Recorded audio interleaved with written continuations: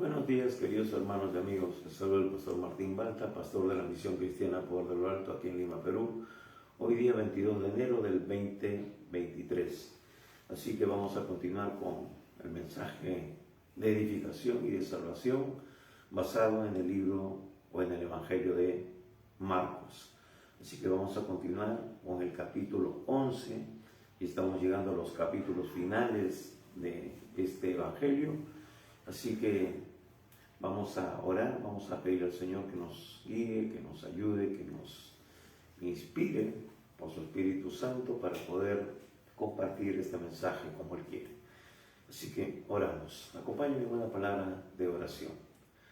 Padre bueno, Dios Todopoderoso, te damos gracias una vez más por un día más de vida, por permitirnos estar delante de tu pueblo, delante de personas que quizás tienen hambre de Dios, pero que todavía no tienen un encuentro real y personal contigo, el Dios de la gloria, el Salvador del mundo. Por eso, Padre, te pedimos que sea tu Espíritu Santo, como dice tu palabra, convenciendo de pecado, de justicia y de juicio. De pecado, Señor, porque si el hombre no reconoce su situación espiritual, su relación caída, Señor, por causa del pecado, simplemente, Padre, está viviendo de una manera religiosa, temerosa, pero no conforme a tu perfecta voluntad. Por eso, Señor, te pedimos que sea tu Espíritu Santo quitando todo velo de incredulidad, de religiosidad, Padre, que no permite que mucha gente pueda conocerte a ti como el Señor y Dios, Padre, que vino al mundo para salvar al mundo perdido. Padre Santo, nos ponemos en tus manos y te pedimos que seas tú tocando cada familia, cada persona que en esta hora están, Señor, conectándose, y también por aquellos que verán más adelante, quizás en algún momento, Señor, esta transmisión, este video. Padre, nos ponemos en tus manos y te pedimos que tomes tú el completo dominio, control, Señor, en este tiempo. Te lo pedimos en el precioso nombre de Cristo Jesús. Amén. Amén. Y así que en esta mañana vamos a leer este pasaje. Es un pasaje un poco extenso porque vemos la maldición de la higuera estéril. Vamos a ver eso. Luego la purificación del templo y luego lo que sucede con esta higuera que Jesús maldijo en este acontecimiento. Así que vamos a leer la palabra. Si tú tienes una Biblia a la mano, lee el Evangelio según San Marcos, capítulo 11. Vamos a leer del verso 12 hasta el verso 26. Así que abre tu Biblia en Marcos y vamos a tener la lectura de la palabra de Dios. Y dice de esta manera: al día siguiente, cuando salieron de Betania, tuvo hambre, y viendo de lejos una higuera que tenía hojas, fue a ver si tal vez hallaba en ella algo. Pero cuando llegó a ella, nada halló sino hojas, pues no era tiempo de higos. Entonces Jesús dijo a la higuera: nunca jamás coma nadie fruto de ti. Y lo oyeron sus discípulos. Vinieron pues a Jerusalén, y entrando Jesús en el templo, comenzó a echar fuera a los que vendían y compraban en el templo, y volcó las mesas de los cambistas y las sillas de los que vendían palomas. Y no consentía que nadie atravesase el templo llevando utensilio alguno, y les enseñaba diciendo: ¿no está escrito, mi casa será llamada casa de oración para todas las naciones? A vosotros la habéis hecho cueva de ladrones.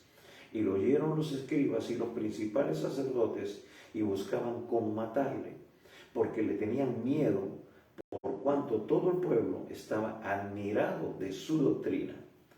Pero al llegar la noche, Jesús salió de la ciudad. Y pasando por la mañana, vieron que la higuera se había secado desde las raíces. Entonces Pedro, acordándose, le dijo: Maestro, mira, la higuera que maldijiste se ha secado. Respondiendo Jesús le dijo: tened fe en Dios, porque de cierto os digo que cualquiera que dijere a este monte: quítate y échate en el mar, y no dudare en su corazón, si no creyere que será hecho lo que dice, lo que diga le será hecho. Por tanto os digo, que todo lo que pidiereis orando, creed que lo recibiréis y os vendrá.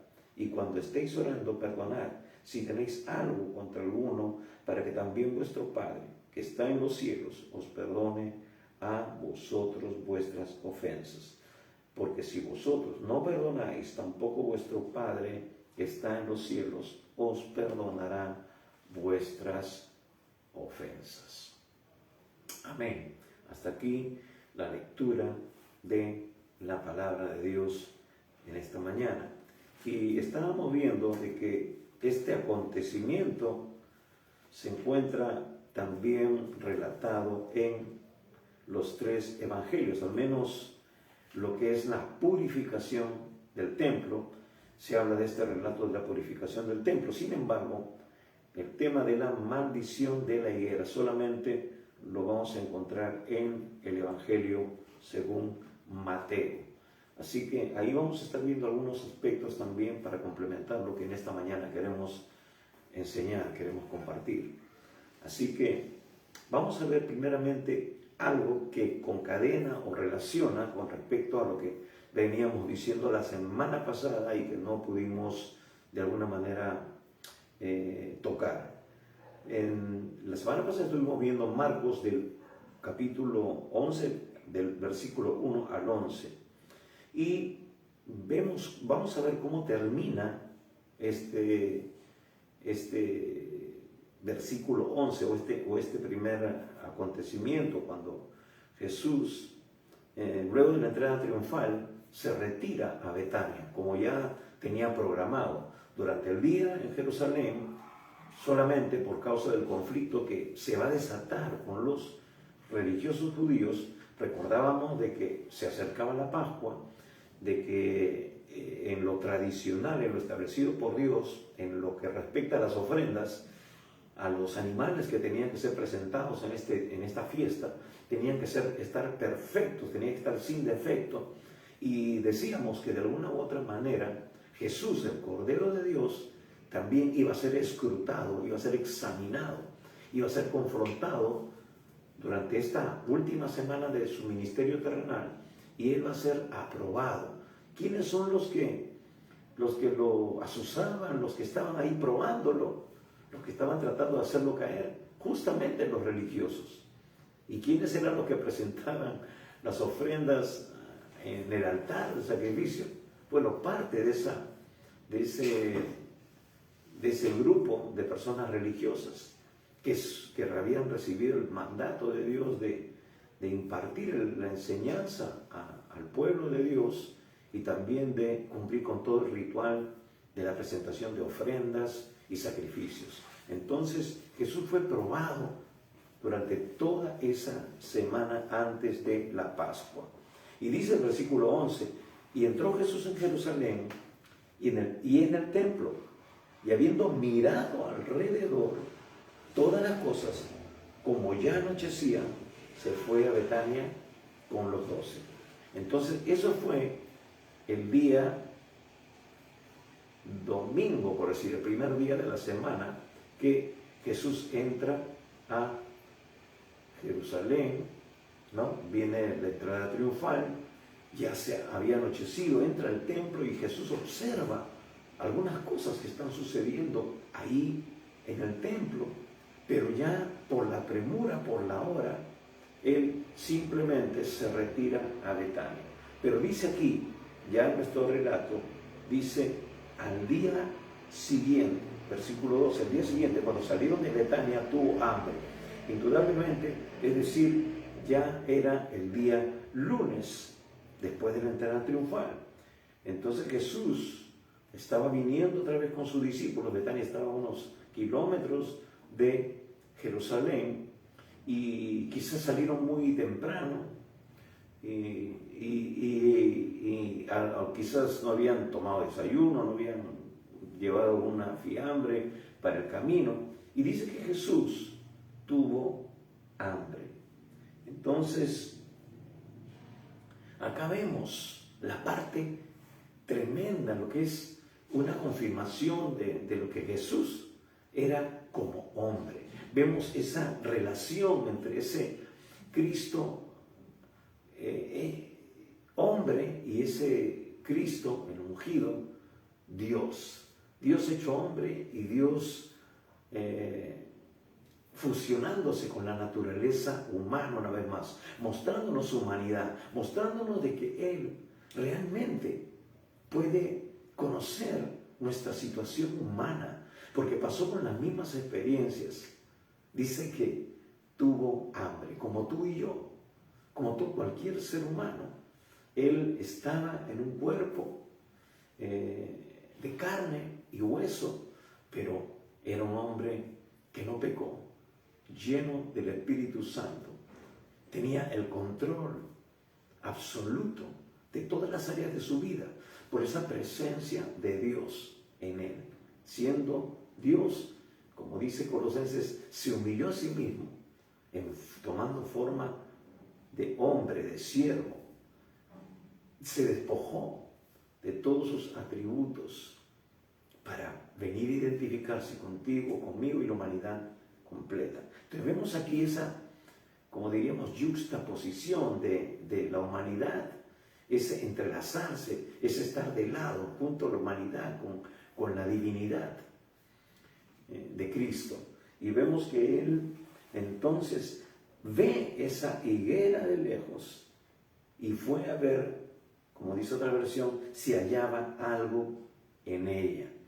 Ahora, es un poco, si no conocemos el contexto, si no conocemos un poco de lo que sucede en esos días con los higos, por decirlo de alguna manera, si no fuéramos nosotros parte de ese contexto hebreo, judío, si no hubiéramos ido o no hemos ido nunca a esa ciudad, a Jerusalén, no vamos a ver y entender entonces por qué si no había higos, por qué Jesús se molesta, por qué Jesús maldice esa higuera.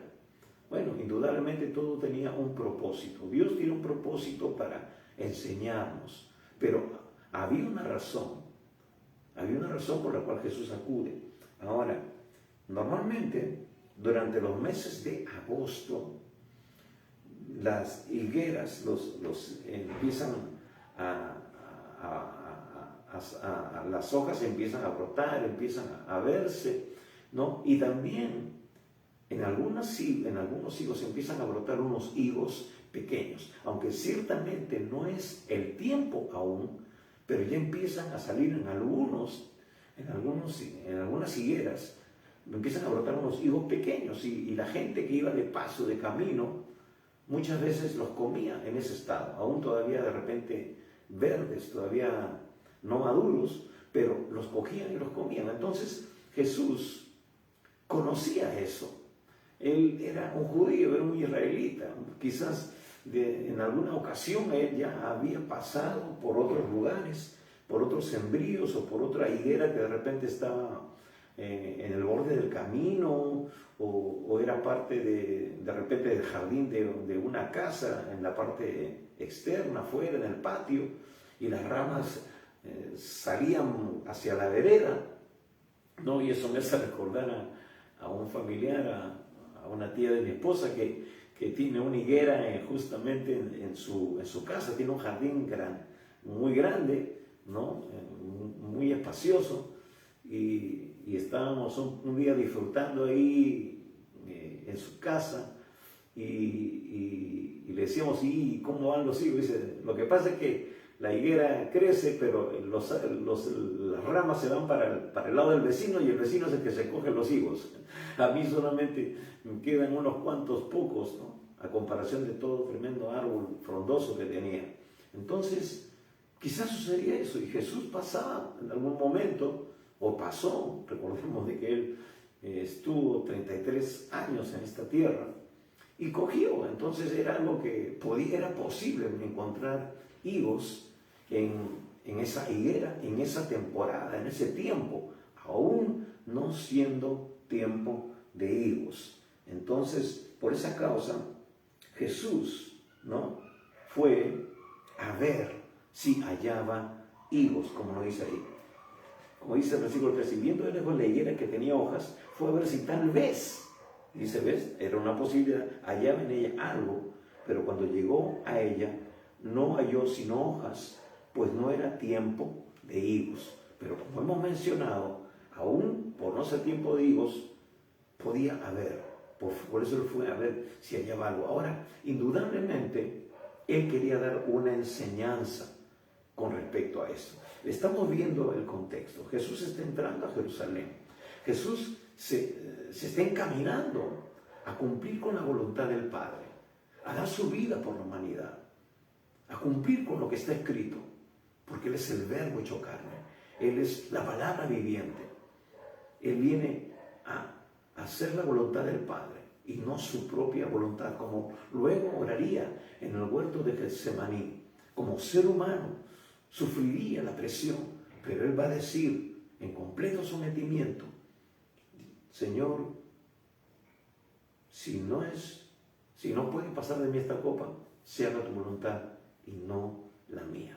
Esa es nuestra actitud de vivir conforme a la palabra, de hacer lo que Dios ha determinado para nosotros. ¿Conoces tú el propósito por el cual tú estás en esta tierra?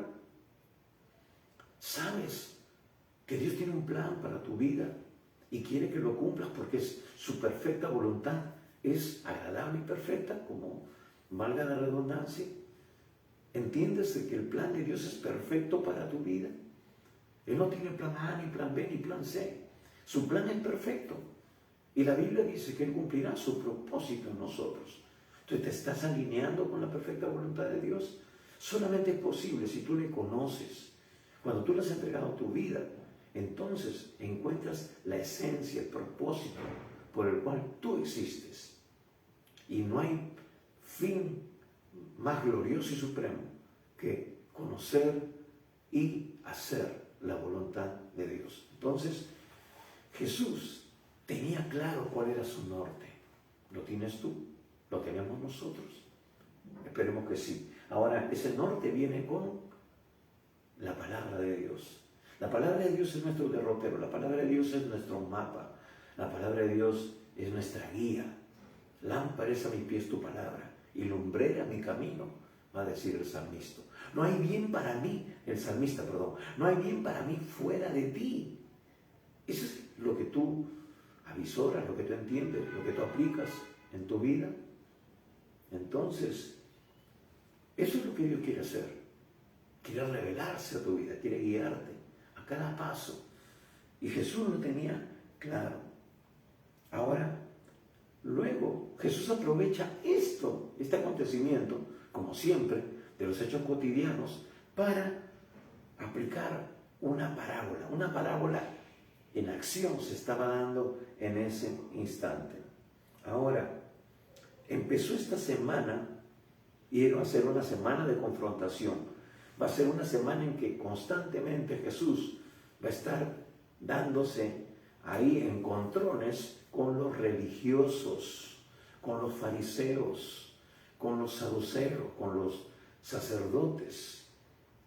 Y entonces Jesús está también dándoles un mensaje a sus discípulos con esta higuera. Ellos sabían, y el pueblo de Israel sabía, de que la higuera es un modelo de lo que es espiritualmente el pueblo de Israel. Entonces, los discípulos, dice ahí, le oyeron. Dice entonces, versículo 14, Jesús dijo a la higuera: nunca jamás coma nadie fruto de ti. Dice, y lo oyeron los discípulos.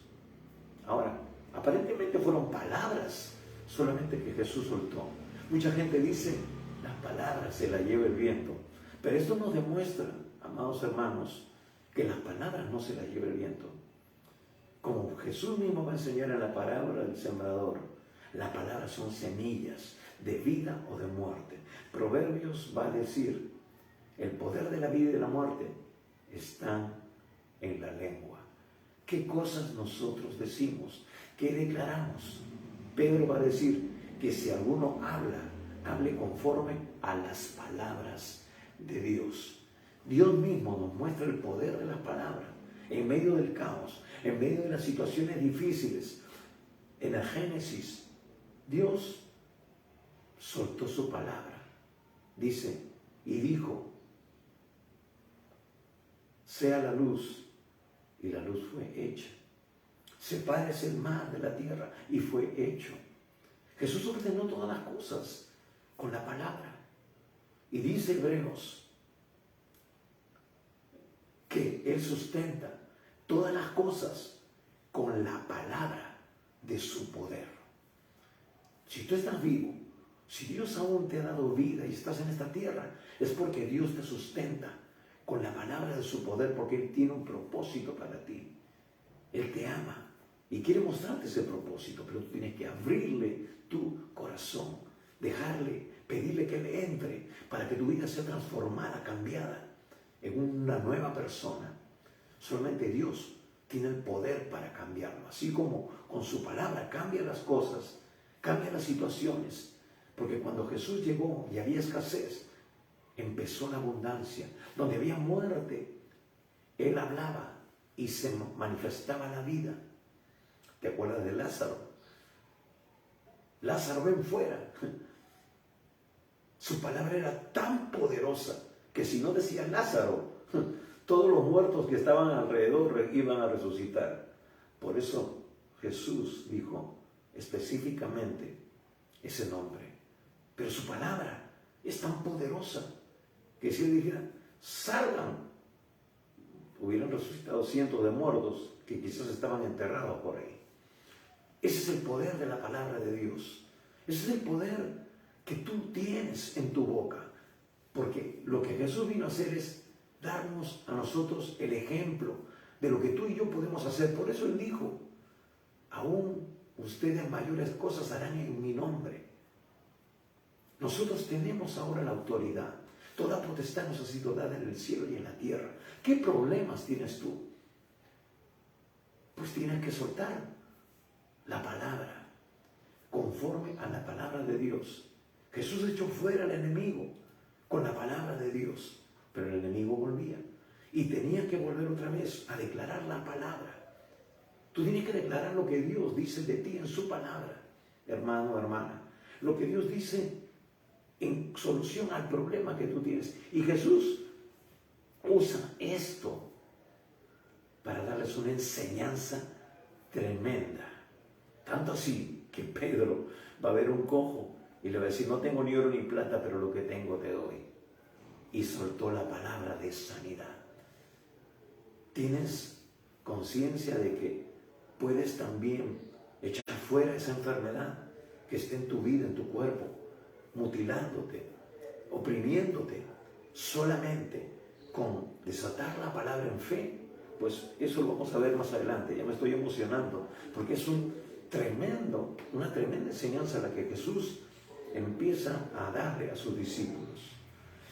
Pero bueno, se ve eso entre paréntesis o se ve detenido por un momento porque Jesús está yendo camino a Jerusalén. Jesús está yendo a cumplir con el propósito para el cual Él ha venido a esta tierra. Entonces vemos de que Jesús ahora entra a Jerusalén.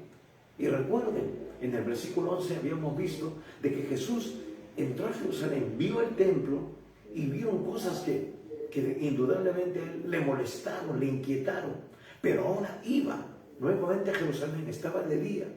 Entonces Él entra al atrio del templo y empieza a ver estas cosas. Dice el versículo 15, vinieron pues a Jerusalén y entrando Jesús en el templo, comenzó a echar fuera a los que vendían y compraban en el templo y volcó las mesas de los cambistas y las sillas de los que vendían palomas y no consentía que nadie atravesase el templo llevando utensilio alguno y les enseñaba diciendo, ¿no está escrito mi casa será llamada casa de oración para todas las naciones, mas vosotros la habéis hecho cueva de ladrones.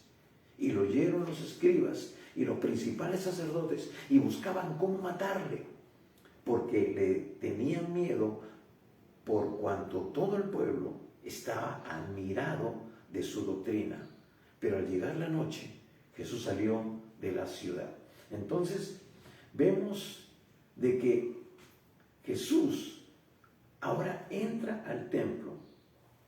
Pero lo que había visto, quizás en el versículo 11, la noche anterior, el atardecer anterior, ya debió haber provocado en él cierta indignación, cierto fastidio, y así que esperó hasta el día siguiente para entrar en acción. Dijo, no, esto no se puede quedar así. Esto no es apropiado. Yo tengo que corregir esto. La pregunta es, hermano, tú cuando ves una situación similar, que Dios nos muestra que no está correcto, que no es correcto lo que está pasando, ¿te quedas simplemente como un invitado de piedra? ¿Simplemente haces desde la vista gorda, miras para otro lado? ¿Cuántas cosas tú puedes estar viendo en una iglesia? En la iglesia que quizás tú frecuentas, en la iglesia donde tú congregas, o donde congrega algún familiar, algún amigo que dice ser cristiano, o es cristiano indudablemente, pero de repente la gente que va ahí no es tan cristiana, porque hay iglesias para todos los gustos y de todos los tamaños. Entonces hay diferentes enseñanzas y doctrinas que no necesariamente se ajustan a lo que Dios dice en su palabra. Por eso la iglesia tiene que volver a la senda antigua, tiene que volver a la palabra, porque la palabra es la que nos instruye, nos enseña. Ya Pablo va a decir en 2 Timoteo 3, 16, 17, que la Escritura ha sido inspirada por Dios y es útil para enseñarnos, para corregirnos, para redarguirnos, es decir, para convencernos de pecado, de justicia y de juicio, y para que el hombre y la mujer de Dios esté enteramente preparado para toda buena obra. Dios ha preparado toda buena obra desde antes de la fundación del mundo, va a decir Efesios, para que andemos en ellas. Ese es el propósito de Dios, que tú y yo y todo cristiano andemos en línea con la palabra de Dios, que demos buenos frutos, que cumplamos con su propósito, que le agrademos a Él en todo. Pero hermanos, hay cristianos que están lejos de lo que Dios ha determinado para ellos. Entonces, ¿qué hacemos? Algunos dicen, no critiques, no juzgues. Un momentito, por favor. La Biblia dice que juzguemos con justo juicio. La Biblia dice que corrijamos con amor, sí, pero hay que corregir. Pero muchos no corrigen por temor a que la gente se vaya, porque ya no va a haber para sustento.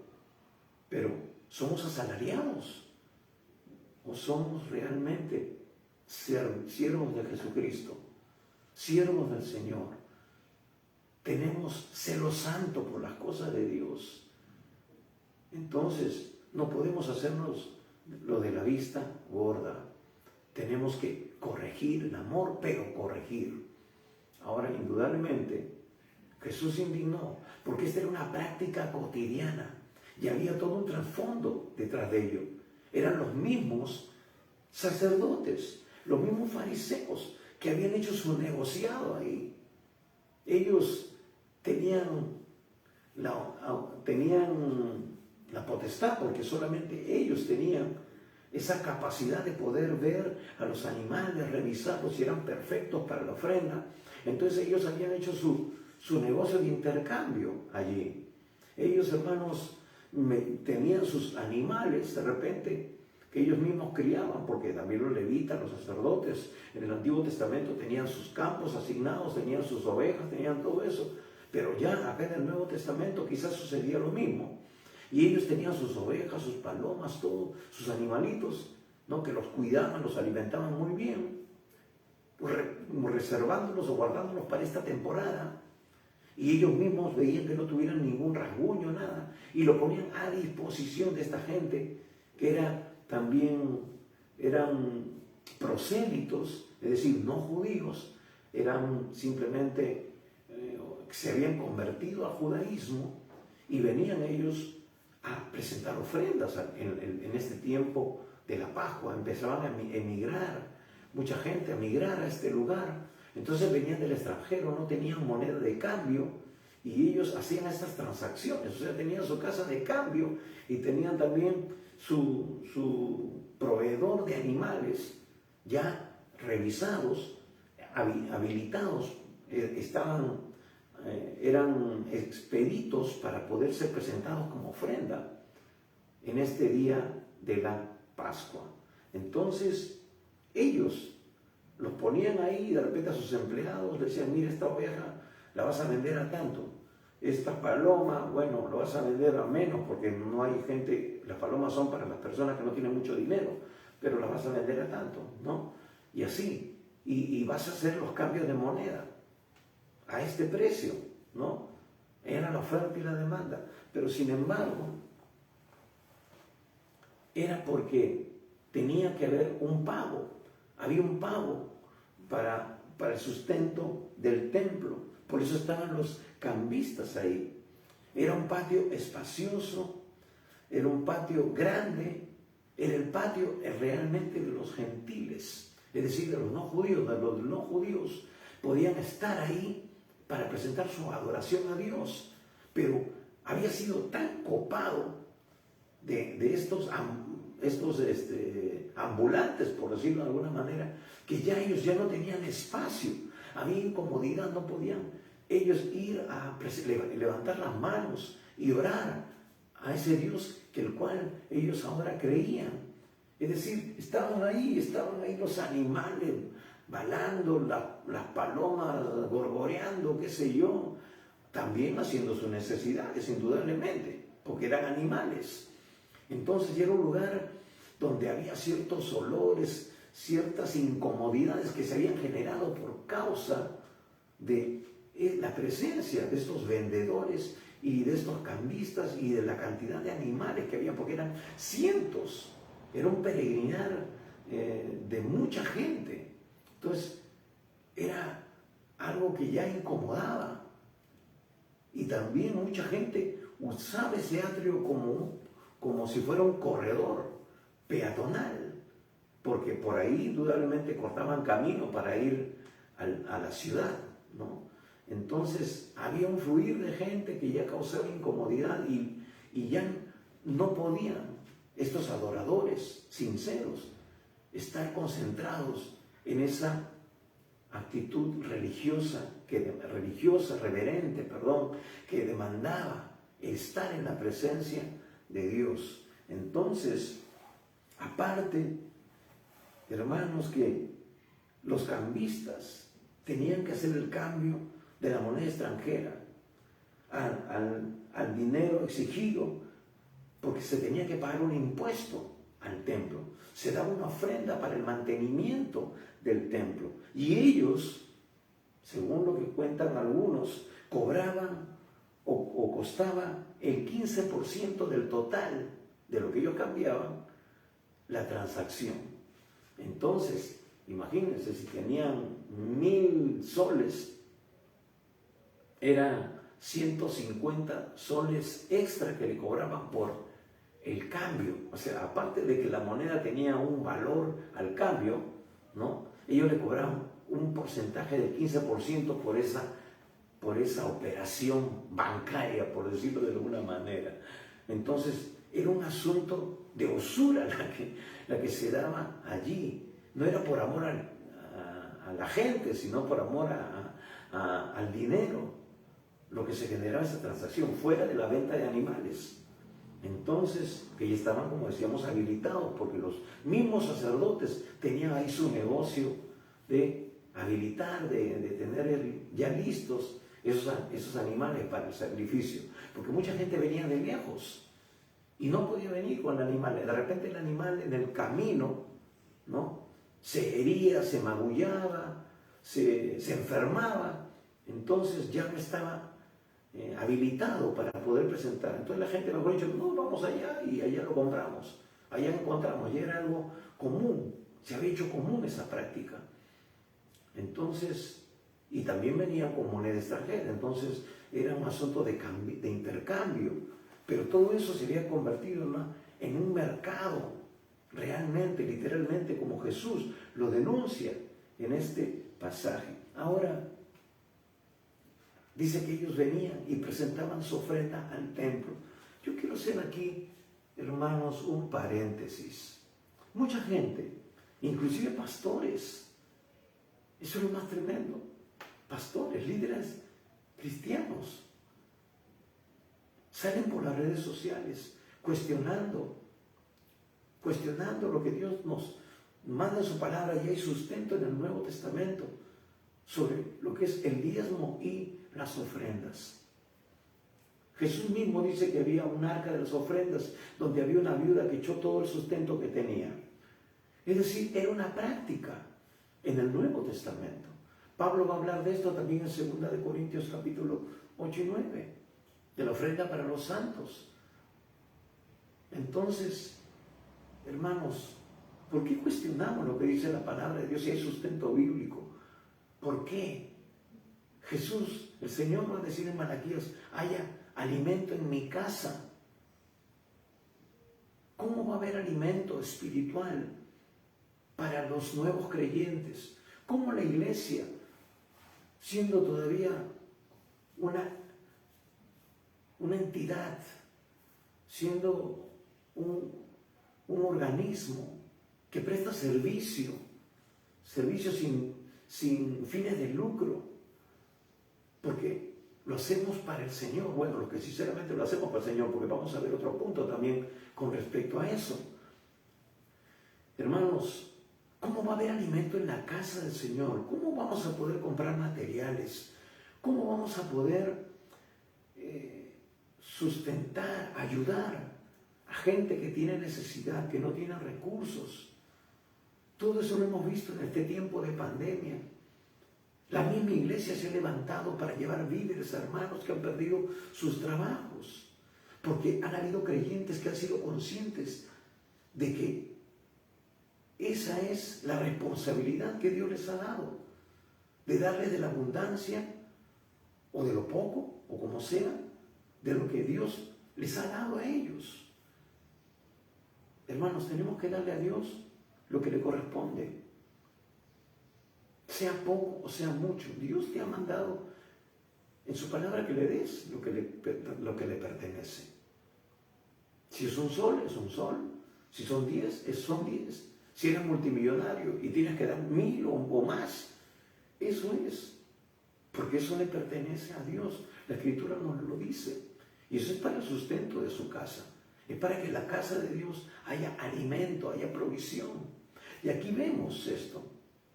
Y vemos que esta gente que temía a Dios, esta gente que amaba a Dios, venía y cumplía. Ahora, ¿somos nosotros la excepción? Indudablemente que no. El Señor dice que el cielo y la tierra pasarán, pero su palabra no pasará. Podemos hablar mucho de esto, pero solamente quería hacer o poner esto en claro, de que es una responsabilidad. El Señor nos dice en Apocalipsis que ningún ladrón entrará en su reino. Aquel que le roba, aquel que sustrae, aquel que retiene su mano. Hermanos, Dios se la va a ver con él. Porque Dios no es deudor de nadie. Porque Dios es un juez justo. Y es más, el que lo hace se está dañando a sí mismo. Está cerrando la cuenta bancaria que Dios ha abierto para ti, para mí, para todo creyente en los cielos. Por eso Pablo dice, no es que busque algo para mí, sino que busco fruto que abunde en vuestra cuenta. Pablo sabía que había una cuenta en el cielo, donde Dios ve cuando tú depositas, y es una cuenta ilimitada, porque cuando tú necesitas, hermano, Él abre la ventana en los cielos y no derrama mezquinamente, sino abundantemente, sobreabundantemente, sobre todo aquel que es fiel en lo que Dios manda en su palabra. Pero aquel que no lo hace, dice la Biblia, que el devorador tiene luz verde para venir y devorarse todo lo que es el fruto de tus manos. Pero cuando tú le das, Dios se levanta y reprende al devorador. Le ordena que suelte, saque sus asquerosas manos de tu trabajo, de tu empresa, de tu emprendimiento, de tu negocio, de tu fuente de provisión y de riqueza. Entonces es importante. Ahora vamos a ver la contraparte. Vemos nosotros también aquí religiosos, porque los religiosos eran los que promovían esto. Por eso dice, Jesús le dice aquí a ellos, y les enseñaba diciendo, ¿no está escrito, mi casa será llamada casa de oración para todas las naciones? Mas vosotros la habéis hecho cueva de ladrones. Es decir, Jesús está diciendo, ustedes están siendo tropiezo para que otros vengan a adorarme, vengan a adorar al Dios verdadero a este lugar. Ustedes han convertido este lugar en un bazar, en un mercado, en una cueva de ladrones. Porque a cuántos quizás estafaban, a cuántos estaban robándole, aumentándole, quitándole el precio de las cosas, hermanos. Las ovejas no estaban con su cartel ahí en el cuello, 100 dracmas, qué sé yo. No, entonces estos mismos vendedores también sacaban su comisión, también robaban. Y claro, daban, o si no el sacerdote le decía, bueno, ya tú, yo te digo, te doy el precio base, ¿no? Véndelo a 50, pero si tú ya, según tu habilidad, ya si quieres tú lo vendes a 60, pues ya te ganas algo. Pero a mí me dan 50. ¿No sucede eso a veces en los negocios? No pasa eso, amados hermanos. Entonces, por eso Jesús, y Jesús siempre dice la verdad, porque Él conoce el corazón del hombre. Dice, habéis hecho cueva, mas vosotros la habéis hecho cueva de ladrones. Si Jesús lo decía era porque Él tenía plena certeza de lo que estaba sucediendo. Y dice, y lo oyeron los escribas y los principales sacerdotes y buscaban cómo matarle, porque le tenían miedo, por cuanto todo el pueblo estaba admirando su doctrina.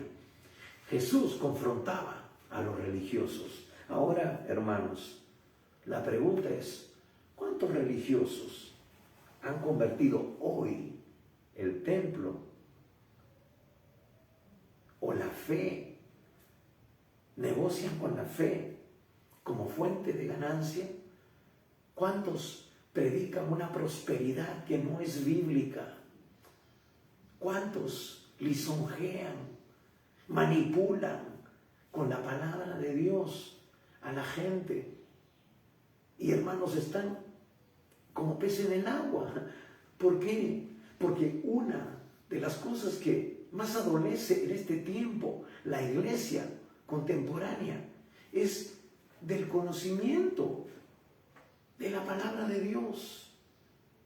Son fácilmente engañados. Pablo va a decir que son llevados por todo viento de doctrina. Son como esas nubes que viene el viento y sopla y se las lleva para aquí, para allá. Y mucha gente tiene comezón de oír. Quieren escuchar un evangelio de éxito. Sí, ven a Cristo y tus problemas se van a vas a ser feliz. Sí, hermano, vas a ser feliz aún en medio de la adversidad. Jesús dijo, en el mundo tendréis aflicción, pero confiad, yo he vencido al mundo. Van a haber problemas, van a haber situaciones difíciles, va a haber escasez. Pablo va a decir, sé vivir escasamente y sé vivir también en abundancia. En todo he sido enseñado. Jesús dijo, siempre tendrán a los pobres, pero tendrán oportunidad de bendecirlos.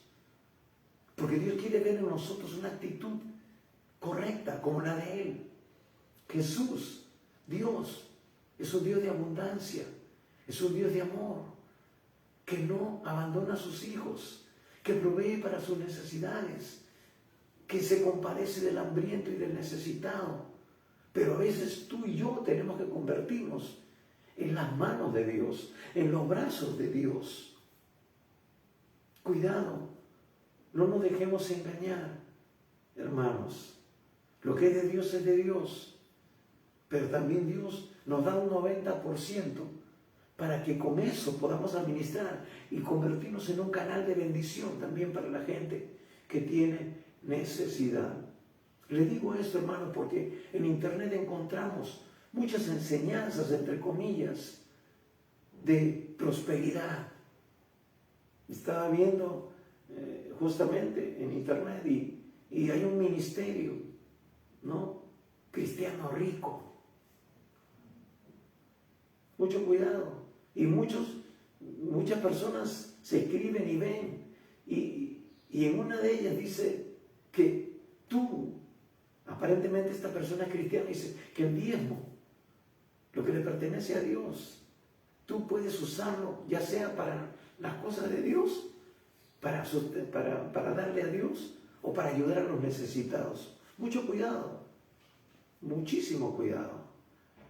Porque el dinero de Dios no es para ayudar a los necesitados, es para el sustento de la casa de Dios, para que haya alimento en su casa, no es para darlo a los necesitados, no es así. Entonces, cuidado con ciertas enseñanzas que no se ajustan a la palabra de Dios. Para eso tenemos un 90%. Para administrarlo con sabiduría y poder designar de ahí quizás un 5% o dar una ofrenda a un lugar o darle de comer a alguna persona. Y Dios dice que si atendemos al necesitado, Él nos va a dar un canal más de provisión y de bendición. Dios lo promete en su palabra. Entonces, sí, tenemos que ser también dadivosos, tenemos que ser misericordiosos como nuestro Padre. Es una muestra de que somos realmente hijos de Dios, porque si nuestro Dios es un Dios misericordioso, nosotros también tenemos que mostrar esa actitud. Pero mucho cuidado, hermanos. Por eso no nos dejemos llevar por todo viento de doctrina. Y ese es el error más grande. Esa es la escasez más grande que tiene ahora el pueblo de Dios. Un escaso conocimiento de la palabra. Por eso que hay muchos falsos obreros. Pablo va a decir obreros fraudulentos.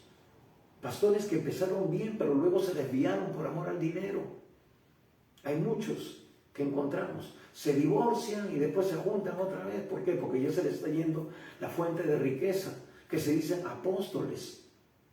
Y muchos pastores están bajo la cobertura de ellos. Y no sé cómo le pueden decir mi padre espiritual a un hijo del diablo, a un adúltero. Hermanos, indudablemente estamos en tiempos de apostasía. Dios nos libre. Dios quiere que perseveremos hasta el fin. Tenemos que ser cautelosos y no movernos de la palabra, porque ella nos va a dar a nosotros la luz, la guía, la claridad para poder entender si lo que tenemos al frente es lo que dice ser o simplemente es apariencia de piedad o hay intereses que simplemente vienen de la carne. Hay muchos religiosos que han convertido hoy el templo y la fe en fuente de ganancia. Ya sucedía en los tiempos de Jesús.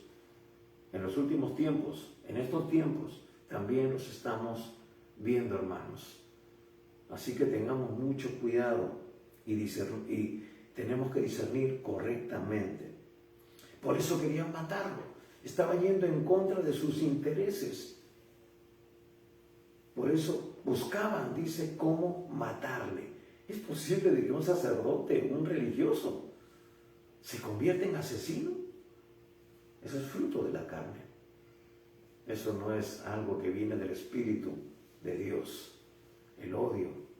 Por eso que Jesús más adelante va a hablar del perdón. Todo tiene una relación. Y hermanos, continuemos. Tenemos algunas cosas más que ver. Y por esa razón, Jesús se retiraba. Se retiraba ya luego en la tarde de la noche se retiraba a Betania, porque todavía no había llegado su tiempo. Pero ellos ya estaban buscando cómo matarlo. Y si se quedaba ahí, de repente ellos podían identificar dónde estaba y apresarlo, ¿no? Pero le tenían temor porque la gente seguía a Jesús. Entonces era un poco complicado poder tomarlo preso sin ninguna razón. Por eso, hermanos, lo apresaron de noche en un huerto donde no fue en la ciudad, donde no había testigos, aparentemente. Pero continuemos. Ahora Jesús se retira, dice, versículo 19, pero al llegar la noche, Jesús salió de la ciudad, vuelve a Betania. Y luego, lo que viene, la continuación de lo que es la maldición de la higuera, podemos, hermanos, dar muchos mensajes al respecto. Y muchos mensajes consistentes, porque nos va a hablar de la fe, de la importancia de la fe en la oración. Lo que tú y yo tenemos que tener en nuestro ADN, debe ser parte de nuestra vida, de nuestra aplicación diaria y permanente. Es la solución, es la llave para la solución de muchas situaciones. Y eso es lo que le va a decir Jesús. Miren, versículo 20, dice, y pasando por la mañana, dice ahí, y pasando por la mañana, vieron que la higuera se había secado desde las raíces. En Mateo capítulo 21 dice que, Mateo capítulo 12,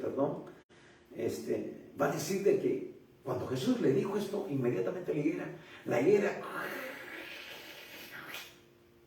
y se cayó porque desde las raíces se secó. Eso mostraba el poder tremendo de la palabra de Dios. Por eso tú puedes mandarle a una enfermedad en este momento que se desarraigue, que se seque, que muera, porque la palabra de Dios tiene poder. Hermanos, pero hay que creerlo. Hay muchas condiciones con respecto a la oración de fe, a declarar la palabra de Dios contra los problemas, las enfermedades o situaciones que se puedan presentar en nuestra vida. Hay muchas promesas, hay cada promesa para cada situación de nuestra vida. Así que por eso tú tienes que compenetrar, tú tienes que profundizar, tú tienes que escudriñar las Escrituras. La palabra de Cristo more abundantemente en vosotros. Va a decirnos el Señor a través del apóstol Pablo. La palabra de Cristo more. La palabra de Cristo es como Cristo habló. Así que como Cristo habló, tú tienes que hablar también.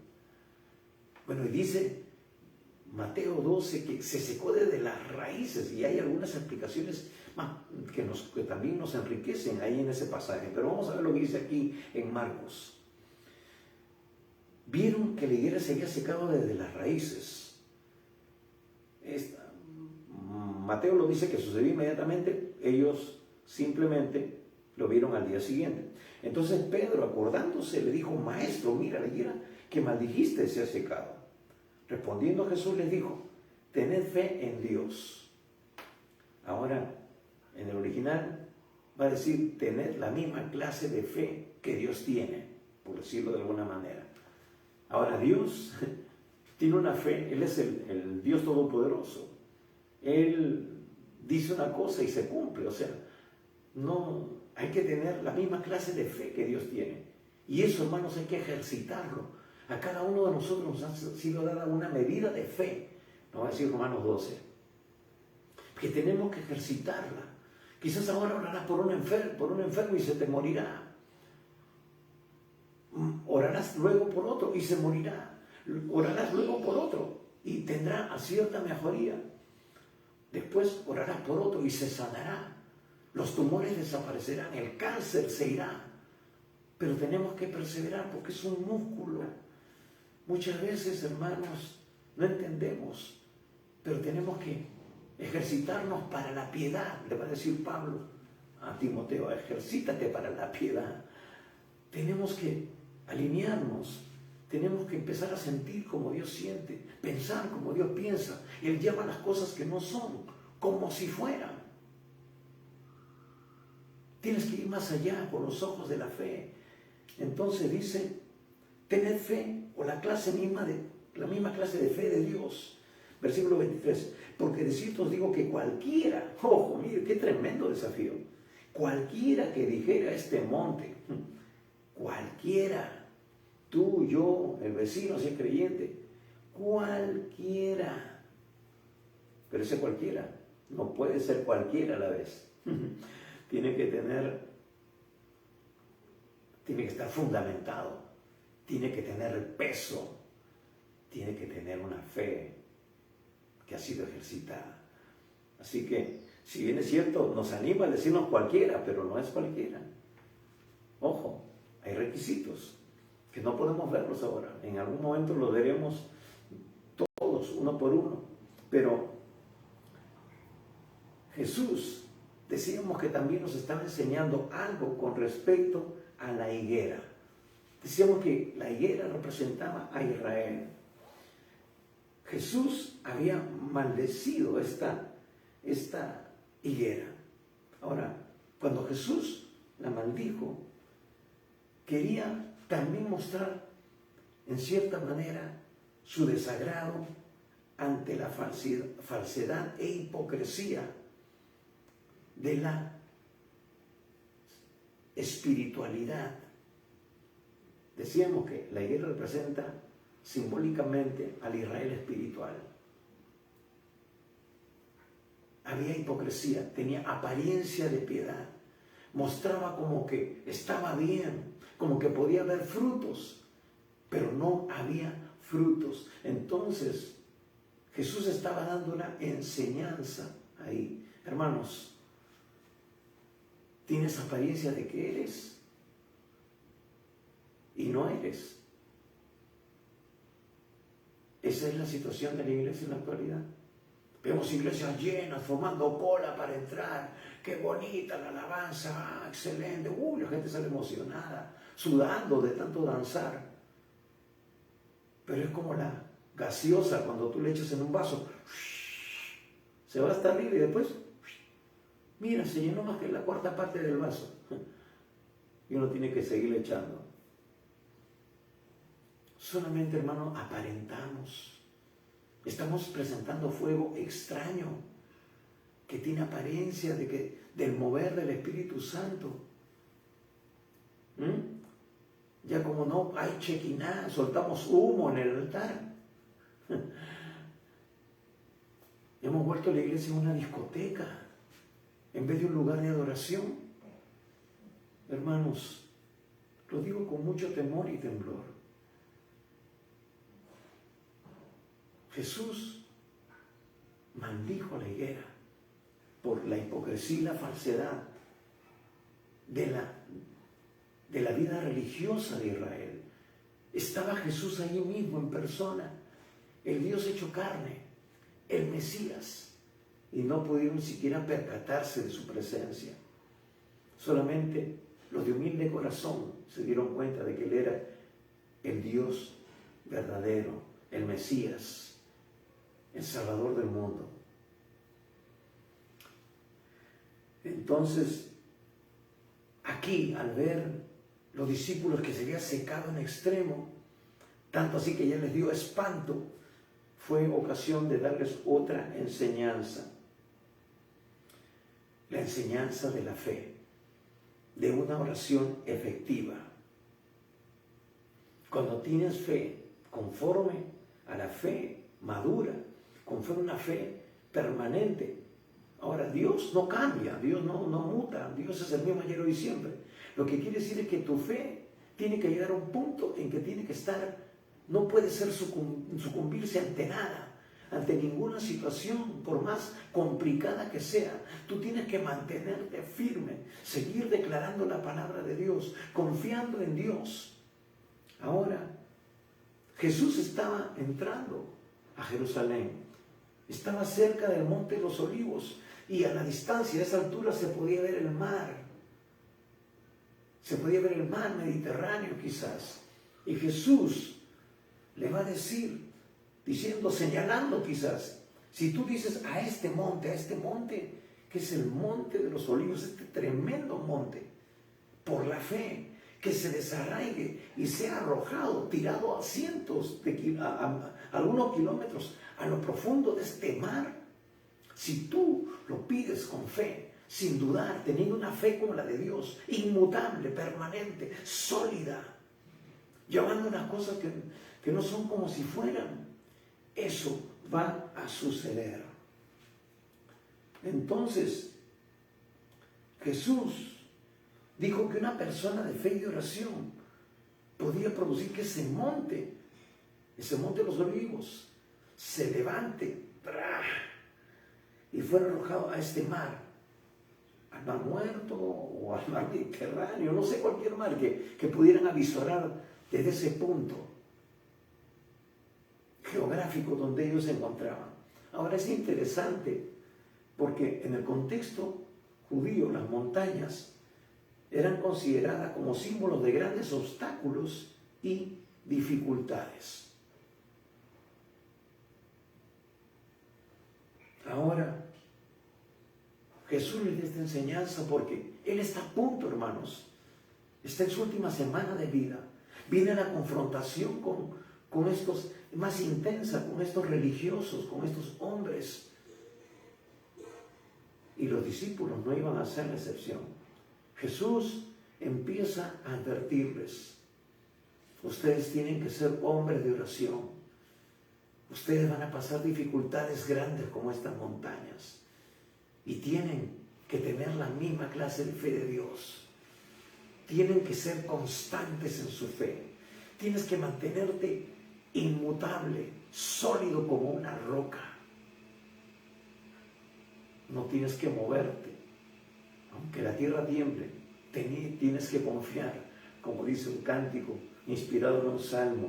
Entonces, hermanos, va a llegar el día cuando los discípulos tendrán que enfrentar problemas tan grandes como esas montañas. Y Jesús los está desafiando a orar esta oración de fe, como dice Santiago, sin fluctuar, porque vas a ser como las olas del mar que van de aquí para allá. No, como dice Santiago, sin dudar, sin dudar. Tienes que ser sólido. Entonces, este tipo de oración lleva a las dificultades a Dios, quien tiene la solución.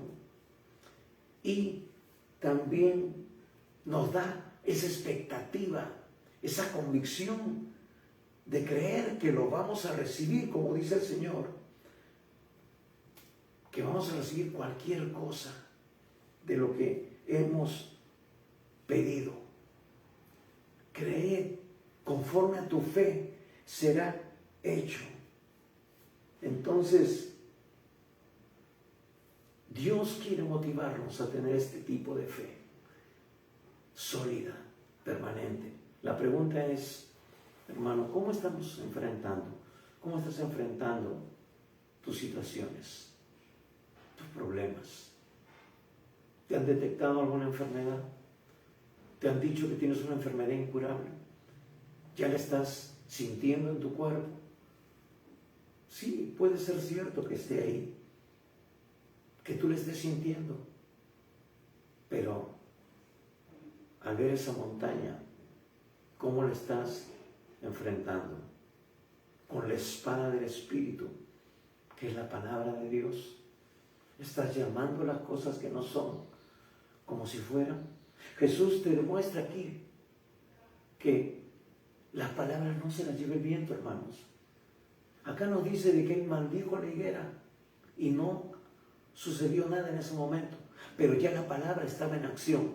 Ya desde la punta de las raíces empezó a secarse hasta que llegó hasta la copa de ese árbol, hasta la última hojita. Mateo nos dice que inmediatamente se secó para ver demostrarnos el poder de la palabra de Cristo, que ha sido también puesta en tu boca. Porque Él nos ha dado la misma potestad. Él dice, toda potestad nos ha sido dada en el cielo y en la tierra. Así que créelo. Y segundo, aquí Marcos nos muestra de que aparentemente no sucede nada, pero al día siguiente se ven los resultados. Quizás tú estás declarando la palabra y no sientes ninguna mejoría. Pero hermanos, la palabra ya está haciendo efecto. La palabra ya empezó a causar su efecto.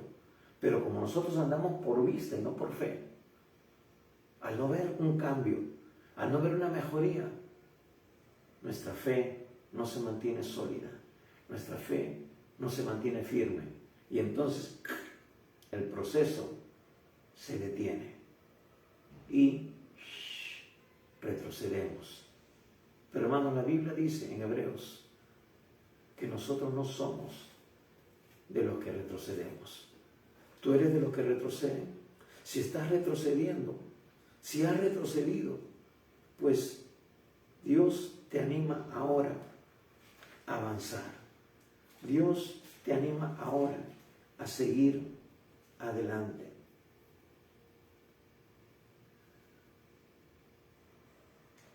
Y termino en esta mañana citando lo que de alguna manera he dicho. Hebreos capítulo 10, versículo 35 en adelante. Anótalo, léelo, medítalo. La palabra de Dios dice así, Hebreos 10, 35 al 39. Dice, no perdáis pues vuestra confianza, que tiene grande galardón, porque os es necesaria la paciencia, para que habiendo hecho la voluntad de Dios, su palabra, obtengáis la promesa. Porque aún un poquito, y el que ha de venir vendrá y no tardará. Mas el justo, tú y yo, si somos realmente creyentes, si le hemos entregado nuestra vida a Jesús, si le hemos dado el control absoluto de nuestra vida, Él es nuestro Señor, nuestro amo, nuestro Dios. Dice, mas el justo vivirá por fe, y si retrocediere, no agradará a mi alma. Pero nosotros, gloria a Dios, no somos los que retroceden para perdición, sino de los que tienen fe para preservación del alma. Hermano, hermana, Dios quiere que tú seas sólido como una roca, sólido como una montaña.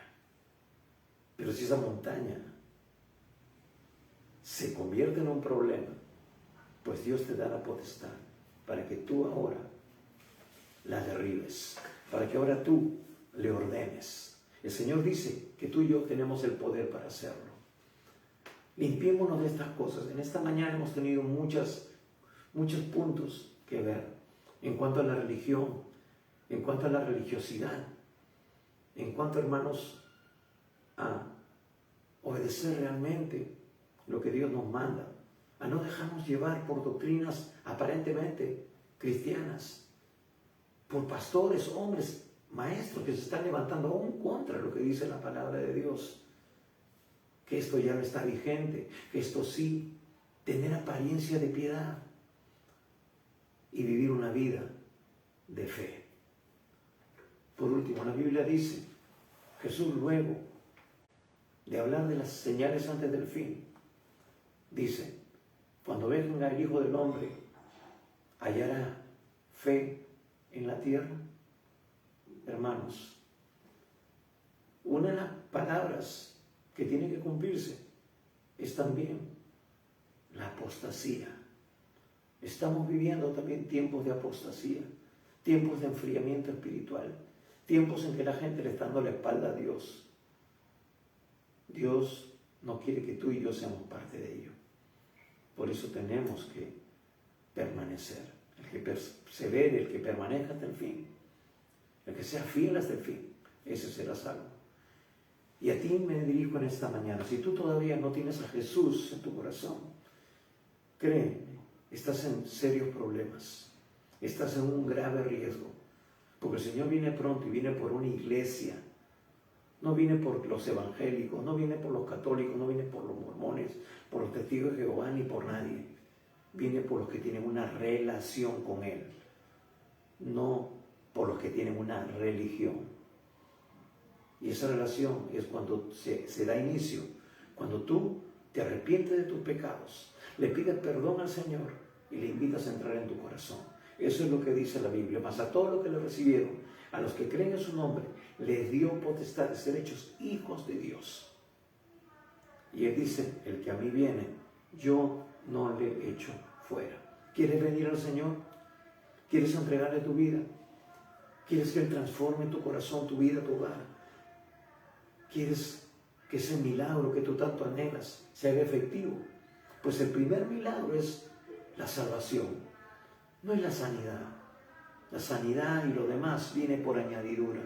Porque hermano, si tú te mueres ahora de la enfermedad o de un accidente o de lo que sea, si no tienes a Jesús, te vas a un lugar terrible, que nos dice la Biblia que es el infierno, porque no hay lugar intermedio. Así que, ¿estás preparado para ello? ¿Le has entregado tu vida a Jesús? Si no lo has hecho, por eso decía que estás en serios problemas. Ahora, quizás, luego, dentro de ese paquete está la sanidad. El Señor dice que por sus llagas fuimos nosotros curados. Él llevó en la cruz del Calvario toda enfermedad y toda dolencia. Yo conozco mucha gente que entregó su vida a Jesús y por añadidura, de regalo, le vino también la sanidad. Vino el milagro que tanto esperaba como añadidura.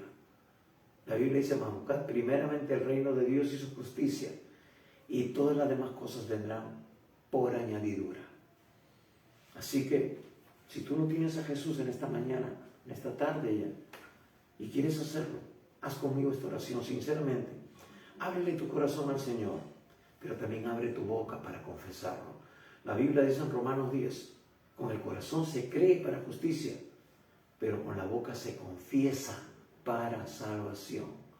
Tú lo vas a confesar a Jesús allí en donde tú estás, no delante de un hombre, no delante de mí, delante del mismo Señor, porque Él está en tu casa, Él está en todo lugar, sus oídos están atentos. El corazón contrito y humillado Él no desprecia, dice la Biblia. Así que cierra tus ojos y dile al Señor en esta mañana: Padre Santo, reconozco que he pecado, que soy un pecador y necesito de tu perdón. Señor Jesús, perdóname todos mis pecados. Estoy dispuesto a abandonar el pecado, a vivir de ahora en adelante conforme a tu palabra, porque tu palabra es verdad. Tu palabra es el manual de vida para mí de a partir de hoy. Señor Jesucristo, creo que tú has muerto por mis pecados en la cruz del Calvario y eres mi Salvador. Ahora mismo te invito a entrar en mi corazón. Toma el primer lugar en mi vida y te seguiré obedeciendo tu palabra cada día. Señor, hoy yo te recibo como mi Señor y mi único Salvador. Amén. Si tú hiciste esta oración de todo corazón, la Biblia dice que hoy tu nombre ha sido escrito en el libro de la vida del Cordero. Y no irás a condenación, vas a pasar de muerte a vida. Hoy realmente tú te has convertido en un hijo, en una hija de Dios. Hoy tú puedes empezar a disfrutar de esa relación con Cristo. Has dado el primer paso, el paso más importante en tu vida, la decisión más importante. Pero ahora es importante que tú también aprendas qué es lo que Dios tiene en su palabra para ti. ¿Tienes una Biblia en casa? Empieza a leerla en el Evangelio de Juan. Ahí es donde Dios se revela a Jesús como el Salvador. Ahí vas a comprender que Jesús es tu Salvador, tu Señor. es el Dios hecho carne. También necesitas aprender mucho más.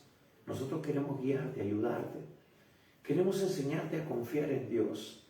No en los hombres pasan, los pastores pasan. Pero lo que nosotros dejamos como enseñanza, inspirado en la palabra de Dios, va a ser el fundamento para toda tu vida. Y para que tú también instruyas a tus hijos, a tu descendencia.